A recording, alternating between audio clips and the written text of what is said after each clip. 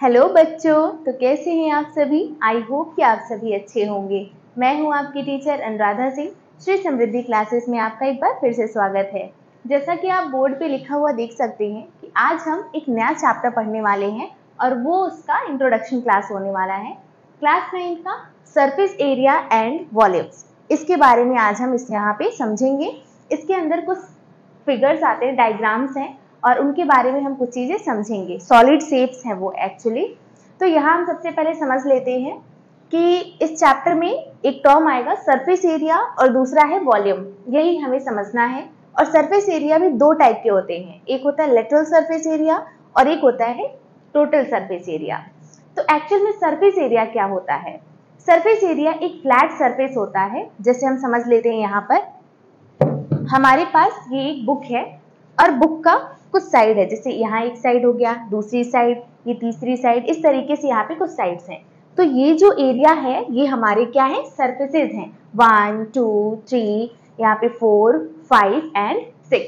तो ये हमारे क्या हो गए? सरफेस। तो सरफेस एरिया हम समझ गए और इसी सरफेस का एरिया निकालना होता है, ये देख के कि वो किस शेप में है उसके अकॉर्डिंग।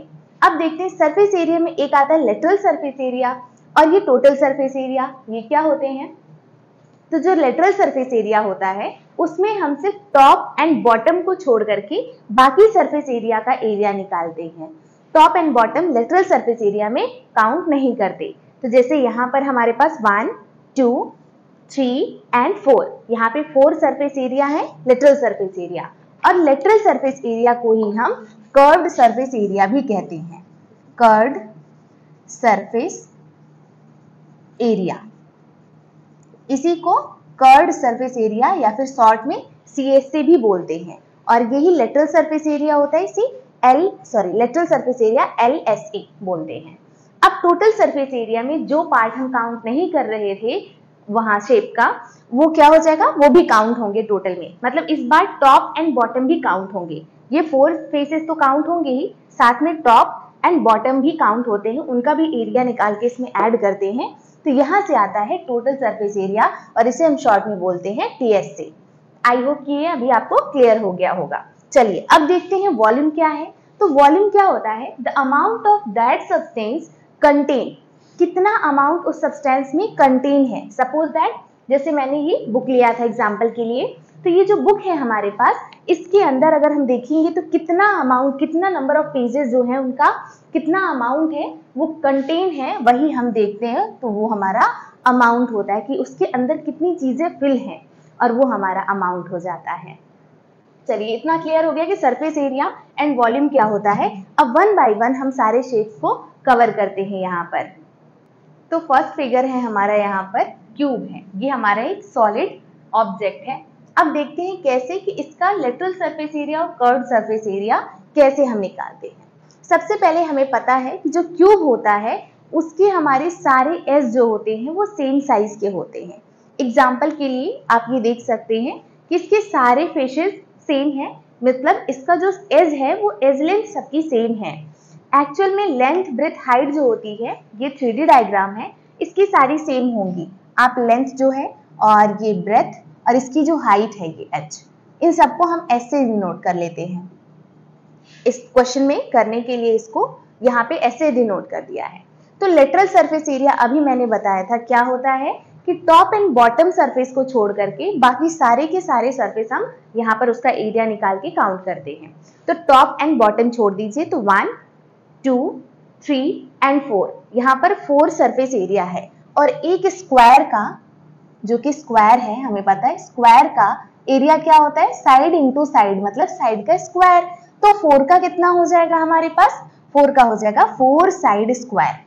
सेम ऐसे कर्व्ड सरफेस एरिया निकालेंगे, sorry total surface area, curved surface area नहीं, total surface area.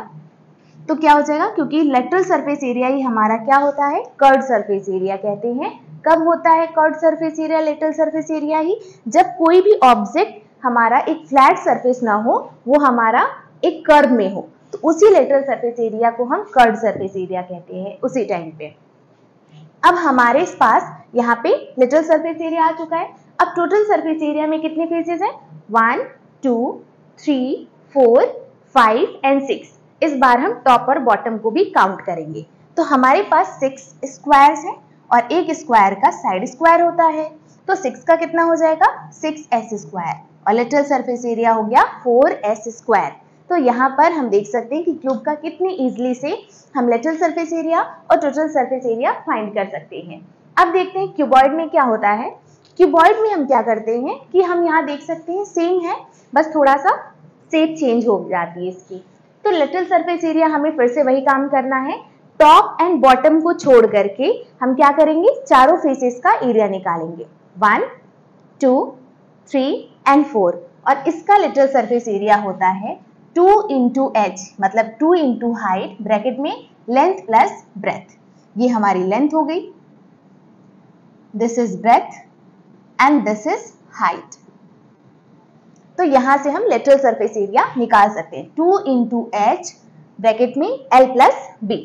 Total surface area में इस बार टॉप एंड बॉटम को भी काउंट करेंगे, तो यहां से ये फॉर्मूला निकल के आता है 2 into ब्रैकेट में l into b plus b into h plus h into l और ये हमारा फॉर्मूला हो जाता है टोटल सरफेस एरिया के लिए।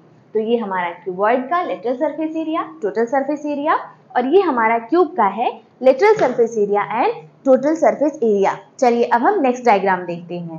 तो हमारा नेक्स्ट डायग्राम है सिलेंडर। अब सिलेंडर जो है हमारा हम सभी के घर में होता है, देखा है हमने, कुछ इस शेप का होता है। सिलेंडर का एक सरफेस होता है ये वाला, दूसरा ये और तीसरा टॉप पर होता है। तो अगर हम जब बात करें सिलेंडर की, तो सिलेंडर में नीचे और ऊपर यानी टॉप एंड बॉटम में एक सर्कल शेप होता है और सर्कल का कुछ ना कुछ रेडियस होता है, तो ये हो जाएगा स्मॉल r। और यहाँ से लेकर के यहाँ तक की जो डिस्टेंस होती है सिलेंडर की उसे हम h से डिनोट करते हैं और वो होती है सिलेंडर की हाइट, यानी ये टोटल हाइट हो गई। और ये जो भी सिलेंडर है हमारे पास उसका सेंटर से लेकर के आप सर्कमफेरेंस तक, जो भी हमारा पेरिफेरी है वहां तक का आप एक रेडियस डिनोट कर सकते हैं। तो यहाँ से हमें दिखाना है लेटरल सरफेस एरिया, और मैंने बोला था जो भी सरफेस एरिया फ्लैट नहीं होंगे किसी शेप में, कर्व्ड में होंगे, तो वही लेटरल सरफेस एरिया को कर्व्ड सरफेस एरिया कहते हैं। कर्व्ड सरफेस एरिया में हमें सिर्फ टॉप और बॉटम को छोड़कर ये वाले एरिया निकालने हैं। तो हमें सिलेंडर के केस में जो कर्व्ड सरफेस एरिया होता है वो होता है 2 pi RH, 2 pi RH curved surface area. लेकिन अगर टोटल की बात करें तो टोटल में एक lateral surface area and top and bottom, तो लेटरल सरफेस एरिया हो जाएगा 2 pi RH प्लस ऊपर और नीचे हम जब देखेंगे तो एक सर्कल है और यहाँ पर दोनों साइड में सर्कल है, तो सर्कल का एरिया हमें पता है pi r स्क्वायर, लेकिन दो है तो 2 pi r स्क्वायर हो जाएगा। अब क्या करेंगे, जो भी चीजें कॉमन दिख रही है निकाल लीजिए। 2 pi r कॉमन दिख रहा है, ब्रैकेट में यहाँ से बच जाएगा h और यहाँ से एक बच जाएगा r। इसका मतलब 2 pi r into h plus r जो है हमारा टोटल सरफेस एरिया और कर्व्ड सरफेस एरिया यहाँ हो जाएगा 2 pi r h। चलिए ये क्लियर हो गया आपको। अब चलते हैं हम अपने नए शेप के पास और ये है हमारा कोन। कोन हमने देखा है बर्थडे कैप हम यूज करते हैं, बर्थडे वगैरह में बच्चे ज्यादातर यूज करते हैं। तो यहाँ पर भी हमें लेटरल सरफेस एरिया की जगह पे कर्व्ड सरफेस एरिया लेना है और यहाँ कोई टॉप तो है नहीं लेकिन एक बॉटम है और वो भी सर्कल शेप का है। तो हम क्या करेंगे, पहले यहाँ समझ लेते हैं, थोड़ा सा ये सिलेंडर से डिफरेंट है। सबसे पहले नीचे एक सर्कल है तो हमारे पास कुछ ना कुछ तो रेडियस जरूर होगा और इसकी हाइट जो है यहाँ से यहाँ तक की हाइट, जितनी ऊंचाई पर है ये हाइट हो गई। लेकिन ये वाली साइड क्या है, अब ये वाली साइड हो जाएगी हमारी स्लैंटिंग हाइट, इसको हम बोलते हैं स्लैंटिंग हाइट। अब यहाँ से हम निकालेंगे कर्व्ड सरफेस एरिया, वो क्या होगी हमारी, कर्व्ड सरफेस एरिया को ही लेटरल सरफेस एरिया भी बोलते हैं, लेकिन जब वो फ्लैट नहीं होगी और कर्व में होगी तो वो कर्व सरफेस एरिया कहलाएगी। जैसे यहाँ पर ये हमें देख सकते हैं यहाँ पे कि कर्व सरफेस एरिया है, नीचे वाला एरिया काउंट नहीं करना, तो यहाँ पर ये होता है pi r l, ये होता है हमारा कर्व्ड सरफेस एरिया। लेकिन अगर यहाँ टोटल सरफेस एरिया निकालना होगा तो हमें बॉटम को भी कवर करना होगा, तो ये हो जाएगा lateral surface area plus bottom क्या है, सर्कल है और सर्कल का एरिया पता है पाई r स्क्वायर। अब जो चीजें कॉमन है निकाल लीजिए, पाई r, यहाँ से बच जाएगा l और यहाँ से बच जाएगा एक r, मतलब पाई r ब्रैकेट में l प्लस r। ये हमारा टोटल सरफेस एरिया है कोन का। लेकिन जो L है या H है या R है, इसमें से एक चीज हमें दिक्कत कर सकती है कि अगर ये तीनों गिवन है तब तो हम निकाल लेंगे, अदरवाइज जैसे कभी H दे दिया, R दे दिया, L नहीं दिया है आपको, या हाइट नहीं दिया है, L और R दिया है, या L और H दिया है, R नहीं दिया है, तो हम कैसे निकालेंगे? यहाँ एक सीधी सी चीज देख सकते हैं, ये रेडियस है, कुछ ऐसी लाइन दिख रही है, ये हाइट वाली कुछ ऐसी दिख रही है, और स्लैंटिंग हाइट वाली जो है, स्लैंटिंग हाइट कुछ ऐसी दिख रही है। और क्या ये एक 90 डिग्री का ट्रायंगल बनता दिख रहा है? इसका मतलब हम कौन सा फॉर्मूला लगाएंगे? Pythagoras theorem, correct. तो पाइथागोरस थ्योरम, ये ट्रायंगल ABC है हमारे पास, ये है बेस BCR, ये हमारा H और ये L। पाइथागोरस थ्योरम क्या कहता है कि AC का square is equals to, means hypotenuse का square is equals to base का स्क्वायर प्लस परपेंडिकुलर का स्क्वायर। अब हमें पता है AC कितना है, L का square is equals to BC means R का स्क्वायर प्लस H का स्क्वायर। अब क्या करेंगे, L इज इक्वल्स टू हो जाएगा H प्लस R या R plus H, H square plus R square या R square plus H square, ये रूट में हो जाएगा स्क्वायर जाते ही। और यहाँ से L की वैल्यू, आप यहाँ से R की वैल्यू भी निकाल सकते हैं। देखिए यहाँ से जब R की वैल्यू निकालना चाहेंगे तो अंडर रूट में हम क्या लेंगे, L स्क्वायर, यहाँ से R की वैल्यू निकाल रहे हैं तो L square minus H square और अंडर रूट में हो जाएगा। सेम ऐसे ही अगर यहाँ पे हम H की वैल्यू निकालना चाहेंगे तो H की वैल्यू क्या हो जाएगी, H यहीं पे रहने दीजिए, L square minus R square under root में L square minus R square. तो इस तरीके से हम इनकी वैल्यूज निकालने के बाद क्वेश्चन में पुट करेंगे और वहां से अपने सॉल्यूशंस को निकाल सकते हैं। बहुत इजी है, बिल्कुल भी घबराने की जरूरत नहीं है। जब हम क्वेश्चंस करेंगे तो वन बाय वन हम समझेंगे, अभी थोड़ा बहुत ही समझ में आ रहा होगा आपको। चलिए अब हम अपना नया शेप देखते हैं। तो नया ऑब्जेक्ट जो है हमारा, यहाँ पे शेप है नया स्फेयर का। अब स्फेयर जो है हमारा वो कैसा होता है, हमने अर्थ देखा है, ग्लोब देखा है, फुटबॉल देखा है, जैसे यहाँ पे एक बॉल है, तो ये क्या है कि स्फेयर का शेप है, स्फेयर है पूरा का पूरा, ये 3D शेप है। और स्फेयर का कुछ ना कुछ रेडियस होगा, मीन्स यहाँ से यहाँ तक की जो डिस्टेंस है वो एक रेडियस है, और ये पूरी की पूरी ये 3D यहाँ पे ऑब्जेक्ट दिख रही है। अब यहाँ पर हमें दिखाना है कि इसका कर्व्ड सरफेस एरिया और टोटल सरफेस एरिया। तो हम देख सकते हैं कि ना इसका कहीं टॉप है ना ही इसका ये बॉटम है, पूरा का पूरा यहाँ पे स्फेयर शेप में है। अब यहाँ देख सकते हैं कि कर्व्ड सरफेस एरिया और टोटल सरफेस एरिया इसका दोनों सेम होगा। तो यहाँ पे जो इसका कर्व्ड सरफेस एरिया और टोटल सरफेस एरिया होता है वो होता है pi r square, 4 pi r square. अब जब हम वॉल्यूम की बात करते हैं, अभी वॉल्यूम क्या होता है कि इसके अंदर कितनी चीजें, कितना मटेरियल कंटेन्ड है। अगर ये सॉलिड ऑब्जेक्ट होता, ये प्लास्टिक का, इसको दबाएंगे तो पिचक जाएगा, लेकिन अगर ये सॉलिड होता तो इसके अंदर कितना प्लास्टिक कंटेन है वही उसका वॉल्यूम होता। और यहाँ पर वॉल्यूम होता है स्फेयर का 4/3 pi r cube, 4/3 pi r cube. अब यहाँ पर हम देखेंगे कि एक नया ऑब्जेक्ट दिख रहा है हमें, डायग्राम विच इज हेमिस्फीयर। इसी बॉल को आधा कट कर दिया गया है। तो यहाँ पर कर्व्ड सरफेस एरिया क्या हो जाएगा, इसका नीचे का पार्ट, और टोटल सरफेस एरिया में ऊपर वाला जो एक सर्कल पार्ट दिख रहा है वो भी कवर हो जाएगा। तो कर्व्ड सरफेस एरिया इसका होता है 2 पाई आर स्क्वायर। और जब हम टोटल सरफेस एरिया की बात करते हैं तो जो भी कर्व्ड सरफेस एरिया होता है उसमें टॉप और बॉटम को कैलकुलेट कर लेते हैं। तो बॉटम तो कुछ है ही नहीं, और टॉप पर हमें एक सर्कल दिख रहा है और उसका एरिया होता है पाई आर स्क्वायर। तो यहाँ से ये टोटल हो जाएगा 2 pi r square plus 1 pi r square is equals to 3 pi r square.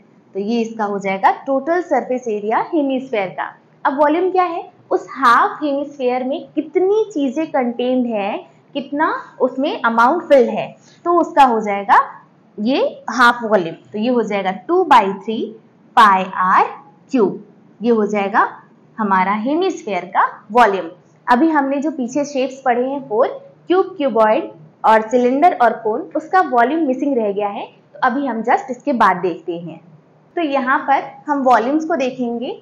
Cube का जो वॉल्यूम होता है, क्योंकि क्यूब के अंदर कितनी चीजें, कितना अमाउंट फिल्ड है वही उसका वॉल्यूम होगा।